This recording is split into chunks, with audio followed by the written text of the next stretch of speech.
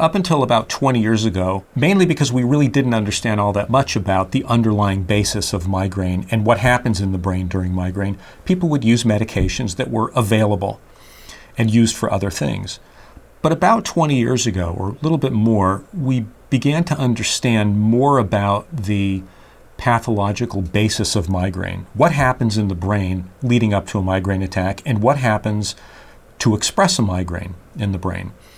And based on those understandings, a very specific targeted medication, a tailored medication, was invented called sumatriptan.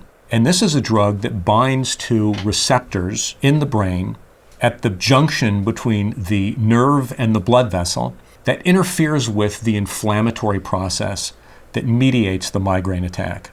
A huge evolutionary leap in the understanding and treatment of migraine.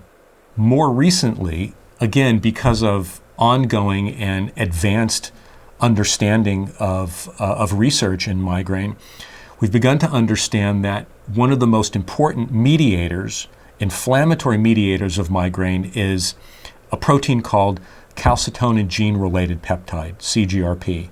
And now, with very, very targeted, very specific biopharmaceuticals, we can actually block that inflammatory protein and prevent migraines without affecting other systems in the body, which means we can prevent migraines without causing horrible side effects.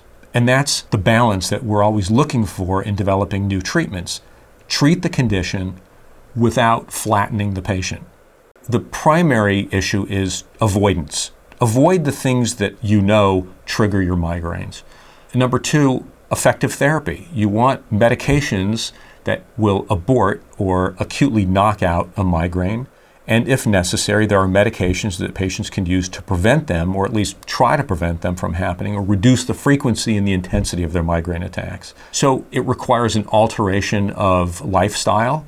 It requires vigilance and preparation, and it requires an armamentarium of medications.